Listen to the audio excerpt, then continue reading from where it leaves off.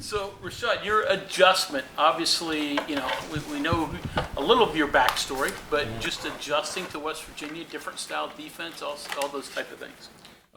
Definitely, it's been quite a, I won't say hard adjustment, but challenging. Coming from Colorado State, I played a lot of man coverage, like really a ton, probably 80% of the snaps or 90, I was in man, press man most of the time. And coming here, I have to play off more, have to look at more things, more keys in my zone coverage and stuff like that. So I'll say that's probably the biggest adjustment I have to make, just learning this new defense, getting adjusted, getting comfortable. You said that has that been difficult learning that? No, I wouldn't say difficult. Just it's just new for me. So it's like football has is never really like a challenge learning because I want to learn.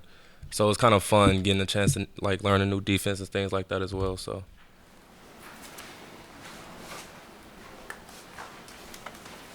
So, go through the transfer.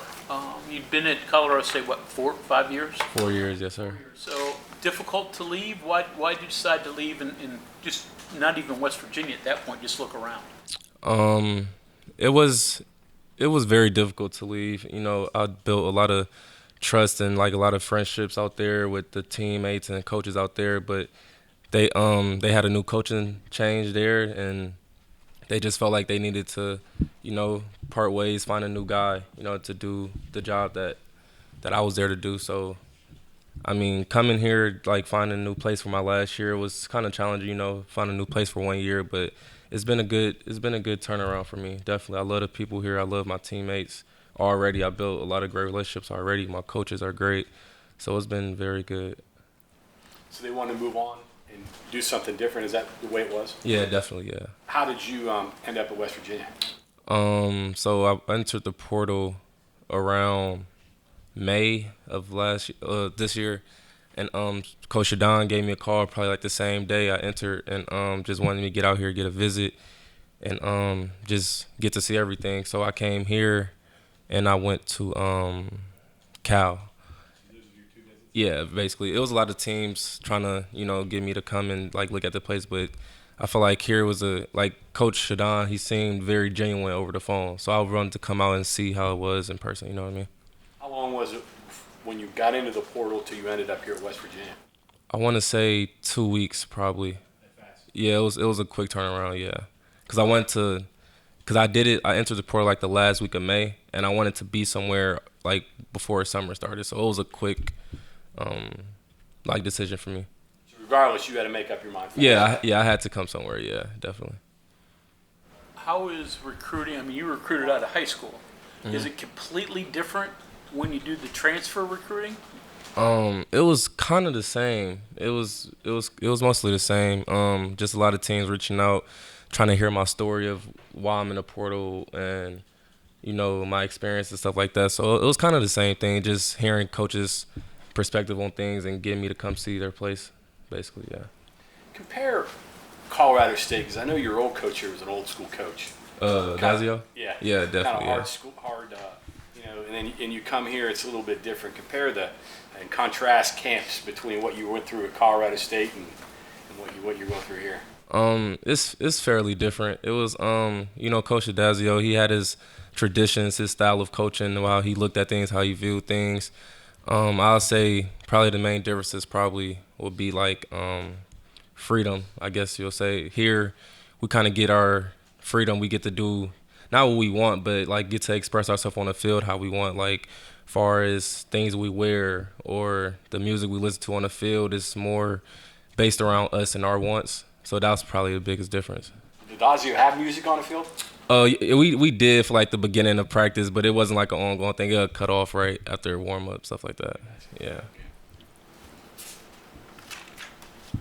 There was kind of a cloud over the program over there for a while too, with some investigation and I don't know, misconduct stuff. Dude. Don't get into that, but like just living underneath that, where people want to know what's going on, you want to know what's going on too. How much does that complicate life for college football players? It's very complicated. I mean, because especially on my end, I didn't see where none of the stuff came from. It didn't happen to me personally, and I don't know any teammates that I was really close with the allegations came from. So I don't really know where it started and how it came about. But it was just difficult because a lot of like media was trying to reach out, trying to get a story about things that I didn't even know was occurring. So that was really the only thing. And then you actually had 2 head coaches there too, right? Yeah. So your first year, there was a coaching change after that too, right? Say it one more time. The first year or second year, there was a coaching change. My my third year after my sophomore year. Okay. Do you ever get settled in there? It seems like there's always something going on, right? Um, And the coaching changes and. yeah, I feel like I was settled in though, far as the program and my teammates. Everybody we were adjusted. I was cool. I was very cool with all my teammates, all the staff, like the academic staff too. So I feel like I was always adjusted. It was just a lot of change and a lot going on these past 4 years, definitely. Has it made this transition, I mean, almost relatively calm, I would think, right? Yeah. Simple, smooth. Yeah, definitely. It made it easy for me. I mean, I'm kind of used to change. Even growing up, I moved around a lot. So it's like I always been able to adjust and adapt to new environments. So this is your third head coach. Yeah. Yes, sir. So you moved around a lot. Where did you live? And I mean, I always lived in Atlanta, Georgia, but just a lot of different places throughout my childhood, just a lot of different homes, new neighborhoods, things of that nature. First game obviously is a big one. You may not have grown up with the rivalry, but just playing in what you expect to be a big atmosphere, what do you anticipate for that? I'm just anticipating the fans, how they will be when I get there. You know, I never played in this rivalry game, but in my past rivalry school, we played Colorado, the CSU game. It was very big. The fans were into it, the media, the coaches. It was very big. I won't say it's probably not as big as this rivalry game, of course, but it was big. So I probably anticipate the same thing, the fans being into it a lot. It means a lot to the people here, of course, in West Virginia. So I'm just ready to play, honestly. I mean, to me personally, it's kind of, I'm not going to say a normal game, but I'm kind of going into it as it's just a game I need to play so I won't be so, caught up in everything else. What's the biggest tradition, Colorado State, Colorado?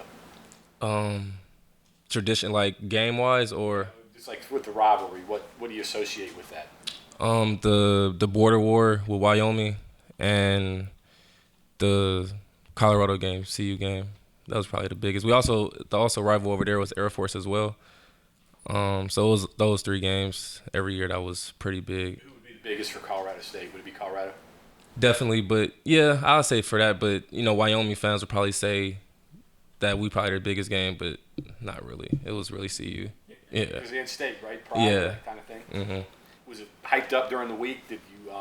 There were a lot of things going on campus, things like that. Yeah, definitely. Especially like during camp, I was having to deal with like a lot of interviews about the players on the team, how we'll do challenging against them, how we'll do facing them, and stuff like that. So it was real big heading up to the game for sure.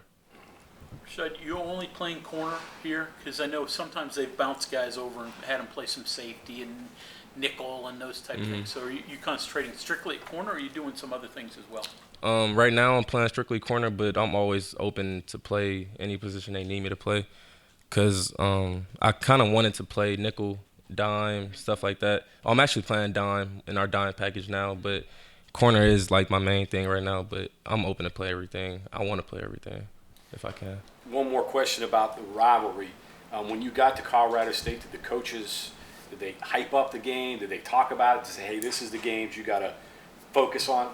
Yeah. How they approach it? It was definitely a big deal. I mean, we came in and they said these are the 3 games that we need to win. You know what I mean? It was Air Force, Wyoming, and Colorado.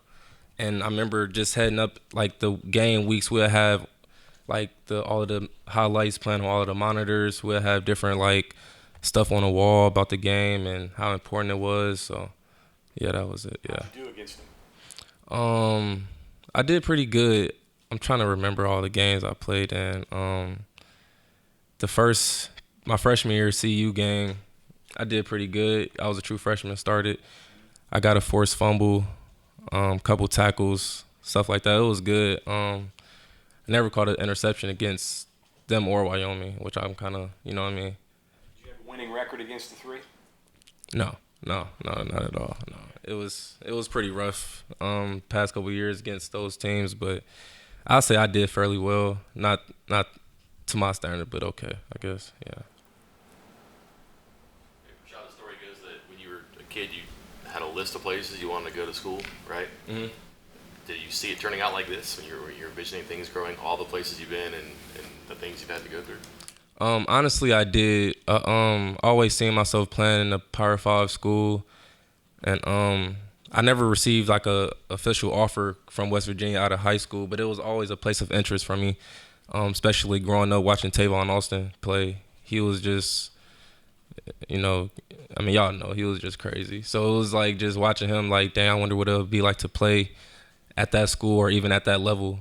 You know what I mean? So definitely growing up, I wanted to always be in a Power 5 division. Okay, thank you, sir. Appreciate y'all.